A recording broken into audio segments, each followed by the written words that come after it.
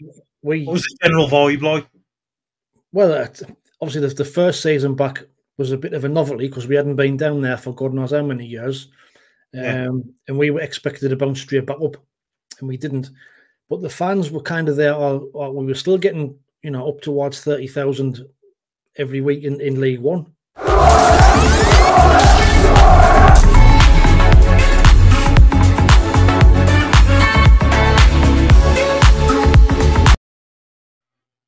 what's going on, Bluenoses? We are back with another podcast, and it's going to be a very interesting podcast because joining me is one of my good YouTube buddies. It's Wayne from Only Fools and SAFC. So we're going to get Wayne on. How you doing, Wayne? Hi, Jay. I'm good, mate. Thanks for having us on. How's yourself? Long time no speak. I know, mate. Yeah, I'm all good, mate. Thanks. Just working and sleeping, looking after the kids. There's General life, mate. What about you? Good, mate. I've just become a granddad on the 12th of May, so it's been quite hectic this side as well. But same with you, mate. Working all the hours God sends, and then trying to fit this YouTube business in as a bit of a hobby. But a lot's happened off the pitch for both of us, hasn't it, since the last time we caught up? Been a bit of not good either. Well, congratulations for being a granddad, mate. An old fart. Looking very young, granddad, mate. So give you that, mate. Aye, cheers, mate. Appreciate it. Yeah, loads to talk about, mate. I mean, I think this is our third or fourth podcast we've done together now, isn't it? I mean, we met on YouTube.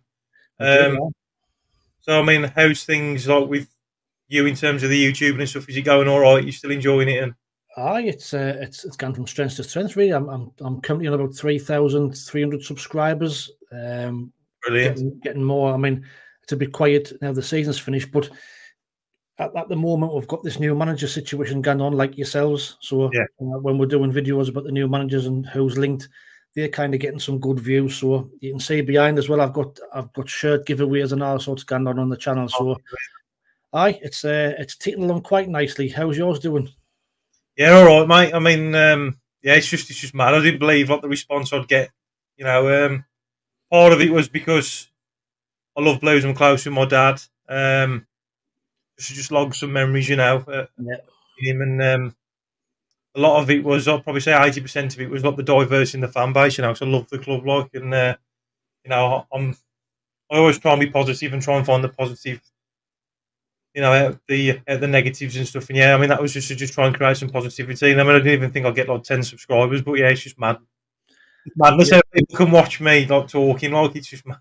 Man. Well, I thought the same with mine, but when you, like yourself, when you try and just be honest and you try and think you talk a little bit of sense, people agree with you and people kind of get on board. And when you start building the following, it's good, and I love it. Like, I love the comments I get, and I love the interaction with everybody, and it's cracking. Like, I love it. I ain't sure about you as well, man. But what I really love about it as well is when people comment, and then they're talking amongst themselves as well. I love that, it's just brilliant. I love it. Reading them, talking to each other and having different views and opinions. And I always see that as a positive, because it's always good to have different views, because it gives you something to talk about, on match days and things like that. If everybody thought the same, it'd be boring, wouldn't it? So I always use a positive. And that's what I try and say, when they've got their own views, they don't argue. It's just banter, which is, it's great to see that. And you just leave them, and you just reading the comments yourself and seeing the banter, what's going on between them. I've got a guy on my channel, John. He's been there since the very start. He's been a Sunderland fan for like 50, 60 years, and he was one of my first subscribers. And just for that, cracking, it's really, really. I just love it. Like, I just love the interaction and love the. I mean, I reply to every comment as well, and even though it's a little bit harder as we're getting more and more subscribers, but I will still continue to do that just to keep it real, if you like. Yeah, brilliant, mate, brilliant. Not so much has changed. I mean, this is the third or fourth podcast we've done together, mate, and it's been pretty downhill for Blues, considering what's happened. 7 managers in the season. You guys, you went from having Tony Mowbray and then not doing as well as you'd like to have planned. What's your views on like how your season went, Wayne? Well, our season kind of finished once we got rid of Tony Mowbray. You know, we were. I think we were still sitting in around the playoffs when we sacked him. Sacked him because he kind of spoke out about the model. I think he was sick of kind of taking the flack for not having the squad to do what he wanted to do and play the way he wanted to play. He was kind of made the scapegoat, I think. And then from there, it's just been an absolute farce. You know, it's been a shambles. We then got Mike Beale, who was, you know, to be fair, was an absolute joke of an appointment. He was a last minute thing, you know, because nobody wanted the job. Nobody would come and work with Speakman and the ownership. And it's just kind of spiraled down from there. And if it hadn't been for Tony Mowbray at the start of the season, getting the points that he got, we'd have getting relegated the same as you was last season. 100%. 100% we'd have getting relegated last season. And the season just petered out into just nout. You know, Michael Dodds won 2 games out of the final. That was 15 or 16. So it was embarrassing. It's just, and it hasn't improved in the trying to get this new manager. It's 106 days now since we've been without a manager.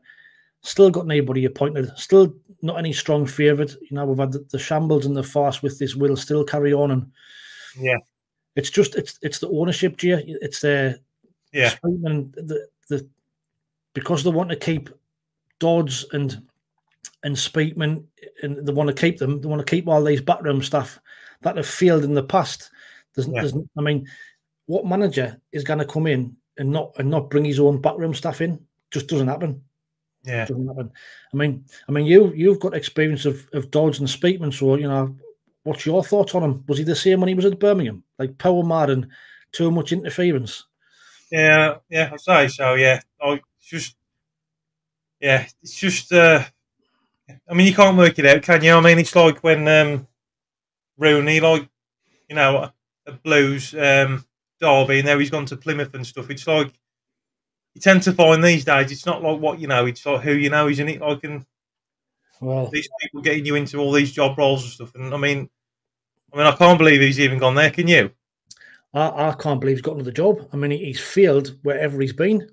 You know, he did a half decent job at Derby, but even then since then everywhere he's been, he's getting the sack after it. I mean, he ruined yous, absolutely ruined yous. Yeah. Like I say, I don't know what you were thinking of. I know Eustace wasn't probably the best manager out there, but he had yous up there. And I think you were in the playoffs, weren't you, when you sacked him? Yeah, but it was early on that, Wayne. I mean, it was. A lot of people say this, you know, and like 11 games in, you know, when he got sacked, wherever it was, and you know, you still got. I mean, you're not even halfway through the season. You know what I mean? Yeah. It wasn't like really good wins either, really. I mean, I looked at that as a positive as well. I mean, if you can win games and you're not playing the best, you know, you're halfway there. You know what I mean? But there wasn't like brilliant wins. But granted, yes, we was 6th. But I mean, I do think that if John would have stayed, we would have stayed up, and I don't think we would have gone down. You had this unity with the players and the fans as well. You know, I think the fans was trying. Well, I think as well, you know, with Tony Mowbray absolutely gutted to find out, you know, that he's bad, and you know, I think if he hadn't took bad, I think he would have kept his up. I think his were doing all right and I think just that whole scenario of him taking bad and stepping back just kind of derailed the end of your season, didn't it? Yeah, just typical Blues look, though, mate. I mean, I know he's poorly and stuff, but I mean, it can only happen to Blues, mate. Of all the teams out there, like, we finally get a decent manager, and then something else happens. I mean, you couldn't write it. But you know, it's just really, really sad to see that one, he's poorly. Yeah. 2, more so. I mean, I know he's a decent manager. Like in every club he's gone to, you know, they love him. He's got a good background and general knowledge of playing football and being a decent manager, you know. And I was really excited to finally get him at Blues, and I just couldn't believe it. He had to take a step back. Just come out of nowhere. I mean, he seemed all right as well. That was it. I mean, I don't even think he knew he was badly served. I mean, didn't the statement say following a routine kind of check from the EFL or the PFA or something, and then they must have found something, and from there I don't know. It's just so sad, like, because he's a cracking bloke and he's a cracking manager, and it's just gutting Gutted. Yeah. All the Sunderland fans are still they're all gutted, and we all still wish him the best. You know, we still wish he was here. Yeah. It's just it's just mad, man. It's just crazy. But I just hope he's all right, and I just wish he was still at Blues, to be honest. But he's what it is. He's done the right thing, you know. I mean, health and family come first before anything. So I just hope he recovers and he's all right. Like that's it. Like he's done. You see, he's had to take a step back. I mean, I thought he was planning for to come back and take his into league, like in through League One, but he obviously hasn't fully recovered. So he's been advised for to take a step back fully. So it's a shame, like proper shame. I reckon he would have got us promoted definitely if he was in League One. 100%. I would have thought. The experience as well, hasn't he? You know, look, he's been there before, hasn't he? I think I read somewhere that he's got one of the best points per game averages of anybody who was managed in League One. I think I read that somewhere. So I don't suppose he's been down there too often, but when he has been down there, he's come straight back up. So I've got another question for you, Wayne. You guys have been in League One. Mm-hmm. What was that like for you guys? Because I mean, I'm 32 now, and the last time Blues were in the third tier, I was 2 years old. So I can't obviously remember it, but as far as I'm aware, I've never seen it in my life. I'm looking forward to it. I'm looking at it from the positives, but obviously it's gutting that we're relegated. But I'm trying to find the positives again from something that's negative. But it's done it like in terms of the league and stuff. Is it a hard league to get out of? Or it's tough. I mean, it took us 4 years to get out of it. I mean, I don't know how you are with squad levels and what have you, if you've lost many players, but we kind of lost, big chunks of our squad, and we had to start the game with youngsters kind of thing. Yeah. The first season where we kind of kept a few of the big names, that was a season where we had to come straight back up when we didn't. And then from there, it was a rebuilding job. But it's a tough league. There is actually some good teams in League One. Yeah. And I think what you will find, what we found, is that you'll be a big name in there as well. And teams raise the game when they're playing you. And that's what we found difficult, that teams could come to play you, they'll be bottom of the league, but they'll still give you a cracking game because they'd raise the game 110%. I mean, the grounds are some tight little compact grounds in there as well. So it is I think that you've got to try and get out the first year, come straight back up, because if you don't, that's when you find it difficult. Yeah. But it is a tough league. It's a hard league. There's just need time on the ball. There's a lot more. How would you compare it to the Championship, Wayne? What was that, Jay? How would you compare it to the Championship, in your opinion? It's the difference in the game and stuff, and the teams. A lot more physical. Yeah. There's a lot more long ball, direct, big, strong physical centre halves and big, strong centre forwards that you have to deal with. There isn't too much football played.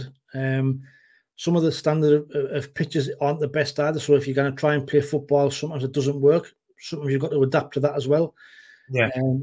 But like I said, the only thing that you have to try and do is get straight back up, because if you don't, then that will be the challenge if you do lose, some of your more experienced players, and then you end up kind of having the same kind of players at their level. You end up buying League One players, if you like. So yeah, I know what you mean. Yeah. But you'll see a massive difference. You'll see the refereeing as well is a massive difference. With some of the referees are absolutely shocking. You think the Championship, honest, some of the League One referees, do you mean? Unreal. I've done a little bit of research as well, Wayne, because obviously you might know a bit more than this. Because obviously, like you just said, you had 4 years in there. The FFP regulations and stuff. I mean, I was reading and doing a bit of research on it, that it is a bit slightly different, and you can get extra funds from owners to pump money in to get players in and stuff. You can what do. What would your views on that, in League One, in comparison to? Well, we didn't actually spend a great deal, to be fair, when we were in League One. The players that we kind of got were more like loan players. From Premier League and Championship sides, and then the likes of Jack Clark and what have you, and them type of players that kind of got us out the league.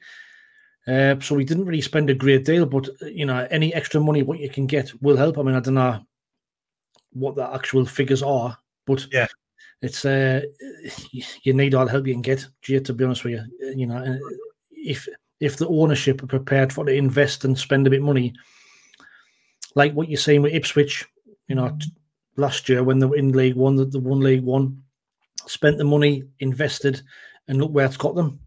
Yeah. So that's the type of approach you have to take. If you try and do it on the cheap, like what we did, that's where you struggle. You'll need a good centre forward and a good strong centre half and a good strong like a strong spine of the side, which we like didn't have, especially centre midfielder. We struggled physicality, like physical wise. We got bullied in a lot of the games until we actually acclimatised to the league. Yeah. Because one of the things that worries me is I know in my heart that the fans are going to be there, but you know you can't help but think that you know you've dropped down a league, are the fans going to turn up? Did you notice that watching Sunderland? Like, did the fans drop off, or did you get more support? Or no, I mean, what was the general vibe like? Well, obviously the first season back was a bit of a novelty because we hadn't been down there for God knows how many years. And we were expected to bounce straight back up, and we didn't. But the fans were kind of there. We were still getting, you know, up towards 30,000 every week in League One. Really? Aye, it was mad. Brilliant. You know, the fans were still there and sold out all the away grounds. Obviously, you didn't get as many allocation for the away fans in League One, but you know, we sold out every away game. And like I said, the home games were still getting 30,000. So it's like everything. If you start the season well and get on a good run, the fans will be there. And I think the Birmingham fans are good. So I don't think you'll have any issues with not having any fans there. Like, well, you'll know better than me. Like, but I would have thought you wouldn't have any issues with fans dropping off. Do you know how many season tickets you sold?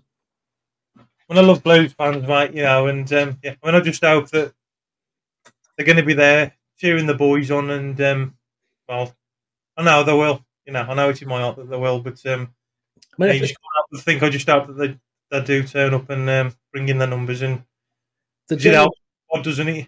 It helps the players, doesn't it, as well, perform better. And you need them, mate. I mean, the genuine, you know, the actual genuine Blues fans will be there. Yeah. You know, I just tend to find the ones who drop off potentially could be the ones who want to support them when they're doing well, which is not what you want, really. And they're the ones who were kind of first to criticise, I think. Yeah. But nice. Through thick and thin. We've been there. We've been there in the good times and the bad. Mainly bad, but we've been there all the time. I see. My dad's got some stories as well about being in the 3rd division and stuff. And yeah, I mean, he can't wait. He's really looking forward to it. My dad is. He reckons it's going to be a good season. Is he looking forward to getting to some of the old grounds? What he's he is. Yeah, and his best mate as well, Steve, will go to the games with you. He's they can't wait. But the owners, mate, you know, they're so brilliant. Like, I mean, I can't believe the owners that we've got. You know, it just doesn't seem real. I mean, they're spending 15 million now, revamping the stadium, with all screens, new seating, new catering contract, self-pour, beers, and they've just brought that land, haven't they, with the Birmingham Wheels, the old go-karting track and stuff. You know, that was 48 acres plus another plot of land to go alongside it. I think it was in total like 60 acres of land. Wow. Build this new stadium. So, you know, they're sticking to their guns. You know, I mean, me doing this, I get the piss ripped out of me left, right and centre. But, you know, I love it because I know that it's going to happen regardless. And a lot of people don't understand from the outside that, you know, you need good foundations to flourish. You do, why? It's all right having a decent stadium, but they're like investing in like the sports science, you know, the academies, bringing these youth players in, better like nutrition for the players, you know, to diet better, eat well, perform better. And just like the training academy itself, you know, like the training ground, you know, they've added another pitch, done all the changing rooms out because he knows he's going to make his money when we do get back up there, you know. So and I think if he's investing that sort of money, then that bodes well for the future. I think because, you know, a lot of owners with his gone down, might have put them plans on hold. But yeah, fair play, and like you're exactly right. What you see, you need them foundations to kind of attract players for a drop down the level. Because if you're going to get 2 or 3 experienced players who were prepared for a drop down from the Championship to help you get up, that'll be a massive bonus for you. Yeah. So I mean, when we were in League One, we signed Will Grigg and we thought he was the bee's knees. I thought he was going to get us promoted, but it didn't work out. But at the time, his reputation, that kind of thing, was like he was a big name for us to sign at the time. Yeah. So you're going to need kind of a sprinkle of those kind of old heads, if you like. But if they wouldn't invest the money, you're laughing. You really are. And like I say, it bodes well for the future if they are prepared to invest that sort of money now. Because like you say, you have a good season, next season, get straight back up. And then, you start on a really good footing in the Championship back again. That's it, mate. I mean, I've always been like a patient person, and now you have the banter with your rivals and stuff, off the Villa fans and that. But like, banter, I love it, but I know what's coming, and I just can't wait. Can't wait, mate. But yeah, we just got to get this season and a couple of seasons out the way, and hopefully we're on the up. That's the time, obviously. Nothing happens overnight. They've inherited this squad, this team, and it was pretty much broken, and they've come in and they've had to pretty much start again. And hopefully now that this relegation, I'm looking at, this is a good thing that they can just rebuild players now to go alongside with what's going on behind the scenes. You know what I mean? Well, I was just about to say, yes. I mean, the old cliche is when we got relegated, loads of people saying it's not it might not be a bad thing because, like you say, it's like a reset button. You start afresh, you build from the bottom, and then you've got them good foundations for when you do get promoted. So, in some ways, it might be a blessing. You didn't know, but the important thing is to start off the season, well. If you have a bad start, it's really, really hard to get to recover in that league. Yeah. But what you'll find is the atmosphere at the away games is tremendous. It's small grounds, they're packed in, and if you sell it out, it's cracking. Like, it really is. You'll have a good season. Like I said, I just hope you're only down there for one season, because if for more than one, it starts getting a bit boring after that. Once you've been around all the smaller grounds, and then you just want to give it back up in the big league. Did you see the benefits from rebuilding from the third tier, like starting again? Could you see the positives from the last? When KLD came in, obviously and they got us out of the League One. They got Alex Neil and what have you. And we sacked Lee Johnson. We got Alex Neil. Got to the playoffs. We got promoted, and then last season, like the season before last, was Tony Mowbray when he took over. We had a fantastic season. That was all down to the plans that I'd put in place prior. So that last season we had in League One, like the carrying on from the playoffs, the momentum that we had, and everybody was on a high. That kind of took us on the good season in the Championship that we had first season back. I mean, we'd have been happy finishing fourth off bottom, but to get to the playoffs in that first year was a lot down to actually winning the playoffs the season before. We're on a massive high. Took that into the next season and just rolled on from there. Now, what we're saying last season was chalk and cheese to where we were that first season. So, I mean, the playoffs are the best way to go up. But, when you're in League One, ideally you want to just win the league or finish second, get it done and dusted. I mean, we had a good year at Wembley, didn't get us wrong. I mean, we won the Papa John's Trophy as well, when we were down in League One as well. So we won, 2 bits of silverware, if you like. So two other bits of bonus. Not the silverware what you want, but it's a trophy end of the day. So that's it. I mean, I can't wait. I'm looking forward to spending some time with my dad again. My dad's my best mate, so just having some beers with him, watching the Blues, mate. Nothing better. Kind of beat it. The Blues fans as well. It's brilliant. I love it. Speaking about Alex Neil as well, because there's been talks. There's been 8 candidates that Blues have been quizzing. Mm-hmm.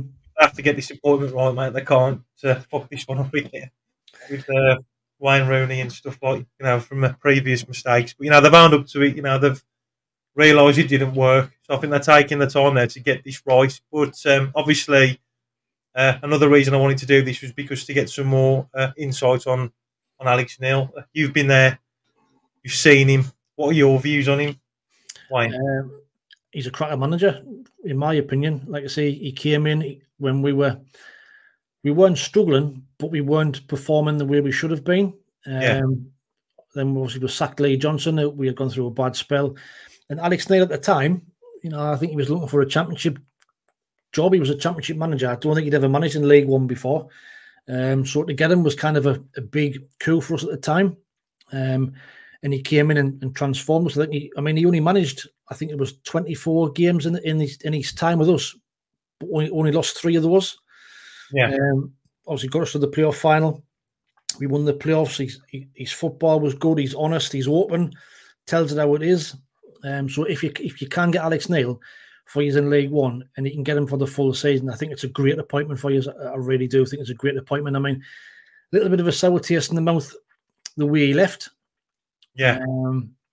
What happened there? Why? Well, he was obviously Tony Mowbray. Tony Mowbray took over from him, didn't he? Okay. So what happened was we started off the season in the championship, and because I wouldn't say we were struggling, but because he didn't have a say in transfers and budgets and what have you, he got a better offer from Stoke and went to Stoke. And the day we were supposed to be, we had a game on the Saturday, and he was at the Stoke game watching them. So just the whole situation. But I can see his point of view. It wasn't going to get backed by the ownership at the time. They weren't going to spend money. He didn't have any say in the transfers.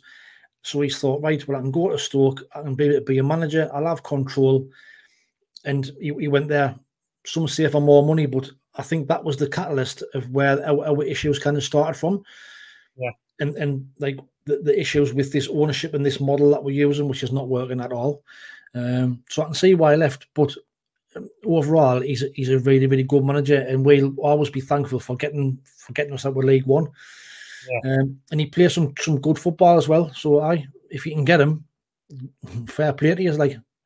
Yeah, because there's a lot of, and this is another thing I love, about the comments, what we were speaking about here, because there's so many different views and opinions. There's Blues fans that talk amongst themselves, and I always love it, reading the comments and stuff. And when they're talking amongst themselves, there's some for and against him, but I don't know how much of the style that he plays. I mean, what's his style kind of like, Wayne? That he likes to get the ball down, but he can change if he likes. If he's adaptable. He can play 4 at the back, 5 at the back, whichever the kind of to match the opponents really.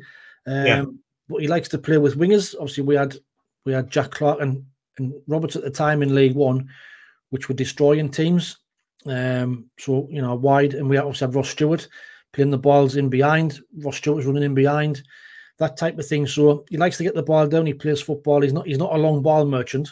And sometimes you will need that in League One, and we did do that at times when required. So he's got a style that'll adapt to anything really. And I didn't really work out from at Stoke. I didn't know why. I don't know what happened at Stoke, but he kind of struggled there. I don't know why. I was surprised because I thought Stoke would have done well when he went there, but for whatever reason, it didn't work out. But if he's looking to get back in management, kind of similar to when he took us over, we were in League One and he was looking to get back in management. And the only worry would be is that he uses you as a stepping stone. Yeah, for someone else. If he has a good start to League One, or he's doing well next season, then a big club comes in for him, or a bigger club, or a better job, or he might think, then he might just shoot off. I think he did the same with Norwich when he was there. He left them quite sharp for a better offer. So that's the only thing with him. But as a manager, I couldn't fault him, his style and his tactics and just the way he speaks. He's honest, Hang on, Wayne. But Alex needs playing style. Yeah, that's it. Yeah, he's playing style, isn't it? Yeah. Yeah, like you say, if you can get him, it'll be a great appointment for you. You'll have a really good season, I think, under him. He's passionate. He knows the game inside out. He's had success kind of wherever he's been. He's always done well, apart from Stoke. I think in his days at Norwich, I always remember him being really, really good. Got them promoted to the Premier League, so he knows his stuff. I've got another question for you as well, Wayne. Like looking at Blues from the outside. I mean, there's 3 managers that I've seen out of some of the candidates that were going about, like on social media, like in some of the news articles and stuff. Do you think that Liam Rossini or Paul Heckingbottom would be better than Alex Neil? Or looking at it from the outside, like from the outside, I would probably say Alex Neil. Really? Liam Rossini is a good up-and-coming manager. Yeah. Had a good season last year with Hull. Yeah. Surprised he gone from Hull as well, am you? Well, they sacked him because he missed out in the playoffs. He has been linked with us. I'd have probably took a chance for us actually. I just think for League One, he hasn't got the experience of being down there. I don't think. Although although he might have actually been down there with Derby when they were in League One. I think he was assistant. Was he not assistant? Yeah, he was. Yeah. He was assistant, wasn't he? That might not be a bad shout. He's got the experience of being League One, so he'll obviously have a point to prove. Getting sacked from Hull. Heckingbottom, I don't know. I'm not a fan of his, to be honest with you. I know he did well with Sheffield United when they got promoted, but he had a Premier League side in the Championship. Yeah. He had Premier League players, if you like. So for me, I wouldn't have him. So Liam Rossini, it'd be to Alex Neil, but personally, I would go for Alex Neil just because he's been there and done it and got the T-shirt ready. But either of those, wouldn't be a bad shout, to be fair. Have you got like any inklings about how you guys want? What's the general vibe with the Sunderland fans with you guys, Wayne? We're having a nightmare, mate. We really are. It's horrible, isn't it? We've been linked. Will Still. We wanted Will Still in December. The compensation from Rems at the time was £5 million. So we were never going to pay that. Obviously, then we get Michael Beale. That's a shambles. And then end of the season, you're thinking they've had like 3 months to get somebody in place to appoint them in the close season to then, have a good close season, get some transfers in. It's not happening. Will Still is now a free agent. Apparently, we sent him a contract last Sunday. Thought the deal was all done and dusted. And then Lens have come in and offered him a better deal. So I think his agent is trying to get the best deal possible. So if we can up our offer, we might get him. But again, he's not proven. He's done well. That's the thing. He's only 31. He's done well with Rems where he was, but I don't know. He's the candidate that we've wanted since December last year. But now the second favourite is the St Mirren manager. Yeah. Now, I really can't believe that. I really can't believe that. He's got a win record of something like 30% in his career. He got sacked from Oldham. He got sacked from Morecambe. Yeah. If that's the type of calibre of manager that we're looking for and we're scraping round for, then we'll get relegated next season. If we lose the likes of Jack Clark and we lose, the likes of Dan Neil and Dan Ballard and all the players who did well last season, Jobe is being linked with Crystal Palace. Yeah, well, that's talked about. If we lose them and we're only going to recruit kids and young lads, we'll get relegated. Like I say, it hadn't been for the good start that we had last season, we'd have gotten relegated. We only escaped by 6 points. So we were in a mess. We're in an absolute mess. But like you say, you try and stay positive and you try and think, well, actually, is it good that they're taking the time to appoint somebody? But for me, they just haven't got a clue. And I think they're shitting themselves now that if they get this one wrong, it's going to be massive. And I think that there'll be hell on amongst the fan base. Yeah. Everybody's already wanting Speakman and Dreyfus out now. Yeah. So if they get this wrong, it's going to be ugly at the stadium next season. Well, I hope you get it right, mate, and I hope it works out for you. And I just hope you have a good season, Wayne, to be honest. I think next season for us going to be another consolidation one. If we didn't appoint a good manager, then Steve Cooper's available. For me, it's a no-brainer. But he'll want money and he want to bring his own staff, which is not what they're going to do. So that's why he wouldn't come. sad times, mate.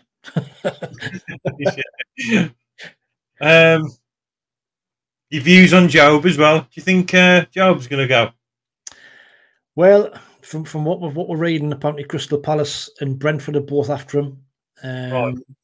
I think figures of kind of between 18 and 20 million quid have been banded about. For me, if we get offered that sort of money, I would take it. Don't Blues get some of it as well? I was reading something there, depending on how much he gets sold for, there's like some sort of sell. I think there'll be some percentage, I think. But where you get as well. I mean, obviously, he is talented, you know, but from what I've seen of him, I don't think he's not the player what people think he is. And now he's only young; he's only 18. But I think people just compare him too much to Jude, and they expect too much of him. And I don't think he's at that level. Yeah. I mean, I hope he proves us wrong. I mean, I hope he goes on to have a cracking career, but I just don't think he's the same player that people think he is. He hasn't, and I don't think he's got a proper position yet. You know, we've played him kind of as a number 10, as a centre forward, as a box to box, and he's not really shown in any position. He has some good games, but just he lacks pace for me. Yeah. I mean, I don't know what your thoughts are when he was he was only 16, 17 when he was with you, but I liked them both, mate. I loved them. Like, you know, I mean, they've got to go off and do their own thing. You know, if they feel like they've got to do something, and you can't hold them back as much as you want to be selfish and keep them. You know, they've got to go off and, you know, they've got to make a name and just flourish, haven't they? And he's what he needs. But that's our model: is to buy players young, develop them, and then sell them for a massive fee. You know, Jobe, I think we paid 2 million. Was it 2 million we paid for him or something? Yeah. So if we're going to get 20 million quid, massive profit. Jack Clark, you know, we didn't pay very much for him. If Brentford come in or Southampton for like 20 million, there's massive profits on 2 players, but that doesn't help us. You know, we are then back to square one trying to replace them. So, and that's the frustration is, you know, Birmingham, you're a big club, we're a big club, and we didn't expect to be selling clubs. Yeah. But unfortunately, it's where we are. You know, and the days of finishing 7th in the Premier League are a million miles away. Which I think that's hard for some fans to accept. Is that we're not we're a big club, but we're not. You know, only in name with a big club. You know, we've got to realise where we are sometimes, and it's hard to accept. Yeah. Would you keep Jobe then, Wayne, or would you rather sell him to make the money to? No. I mean, give him the chance. I'd rather keep him. Yeah. But I mean, because, you know, no doubt in the Championship, and as he gets older, I mean, he will get better. But I mean, if they're going to start talking silly money, if 20 million quid, it's something you kind of turn down. Yeah. You know, and the owners won't turn it down either. I mean, I know he's close friends with Speakman and Dodds. I mean, Dodds was sitting next to him in the Champions League final, wasn't he, on Saturday? Yeah. They're all kind of well linked, but like you say, if a Premier League team comes in for him for his own development, you've got to let them go, haven't you? But I mean, given the choice, I would want to keep him, but I don't think we're going to have the option. So I've got one last question for you. Well, 2 questions for you before we say farewell again, Wayne, and hopefully we can do it again, mate. Anytime, mate. Anytime. All night, mate, because I know you got stuff on and stuff, and always a pleasure. But you know, I love speaking to you, mate. Likewise. Do you think you're going to have a good season this season, and do you think Blues are going to be all right in League One? As far as you're concerned, if you get the managerial appointment right, and it sounds like the board or the owners have got their head screwed on and they're willing to invest it. You know, you didn't have to spend a fortune, Jay. You've just got to buy the right players. You've just got to buy the right players for the league. And if you only need 2 or 3 players who will, you know, content what you've already got, and you'll have a great season. I think he'll come straight back up. I really do. But it'll all depend on who you get as manager, and what road you're going down. So I think he'll be all right. Alex Neil comes in, I think you'll have a really, really cracking shot. I mean, at least in the playoffs, at least finishing top 6. I mean, teams that went down with you, Rotherham, was it Rotherham that went down? Yeah. I mean, they've already started spending money already, haven't they? I mean, they've signed that Johnson Clark-Harris from Peterborough, who's a good goal scorer. And the teams that come up, like Oxford and what have you. So I think you'll be all right. I really do, like you say, but it'll depend on who you appoint and which players you bring in. But I might have a little bit of a cheeky bet for you to win the league, see what the price is. Oh, cheers, mate. But as far as we are concerned, I don't know, mate. I really worry. I'm worried at the minute. I just think we're struggling to appoint a manager, and it's worrying. You know, when you're a decent sized club, and managers should be knocking down the door for to come want the job, and we haven't got that because the managers won't come and work under the conditions what they've got to work with. So it'll depend who we get in, like with the reviews, who we buy in the summer. But I can't see it. And I can see only a struggle, bottom half to relegation fight next year for us at this moment in time. But I hope we'll do this again in about a month's time, and we've got a good manager, and we've signed some decent players, and everything will be different. But you never can tell, Jay, can you? Wow. I know, mate. I know. We just got to go with the flow, haven't we, mate, and just try and make the best of. That's it. Whatever happens, I mean, as long as there's beer there and stuff, and you can have a laugh. It takes the pain of it. Well, that's it. I mean, playing shit, you know what I mean? It doesn't matter what league we're in or where we are. We'll still support them like we always do. But still be there, mate. It's just frustrating. At times, it's frustrating when you can see what the issues are, but the people who are running the club seem to not. I've got different views. It's but we'll see. The fans are there all the time, aren't they? And granted they're not there like in the week when they're training, but like in terms of the ownerships and that, the fans are there all the time, so they've got like a good understanding and like a strong opinion, haven't they? And I think owners should, listen to not to everybody's opinion because there's so many fans, but like to certain points where like the majority of fans agree to something. You know what I mean? They should take things on board. And I think that likes of our platforms where we're getting so many comments, they should be looking at things like this, and it's from what the fans are thinking. Yeah. When you see all the comments, and when you've got 1,000, 2,000 people commenting all the same thing, surely I can't be wrong. But I don't know. It's like I say, some of these owners are only there to make money. They didn't know the area, they didn't know the club, and they're out of touch. So they've all got their own agendas, haven't they? But sometimes you think that is it us that are the problem? To just keep accepting it, to keep accepting the shite, But for me, people keep saying, "Well, don't renew your season ticket." But for me, I couldn't do that. I've always got to renew it. No matter if we win the National League, I'd still be renewing it. It's just the way I am. But you say, once you're a supporter, aren't you? Unfortunately. Going with the one in here now. Oi, what are you doing? Hang on, Wayne. All right, mate. No, you bother at all. Well, it's been a pleasure talking to you, Wayne. Hopefully we can do something again soon. Apologies for the kids coming in. No need to apologise to me, mate. It's all good. Like I say, I love coming on your show. It's always great to catch up. And I say it's just a shame we're in separate leagues, but there's no stopping us still jumping on, discussing each other's. Definitely always. We'll have to have a beer one day. And well, if next time we'll play each other, we'll definitely meet up. We'll have a pint. We'll have a beer. Wayne, honestly, mate, keep up the great work. I'm always watching and following you and liking your videos and stuff. So, same here, mate. Same with you, mate. I love you, mate. All the best, mate. Season, mate. You too. See you later, Wayne. Thanks, mate. See you later, mate. Bye-bye.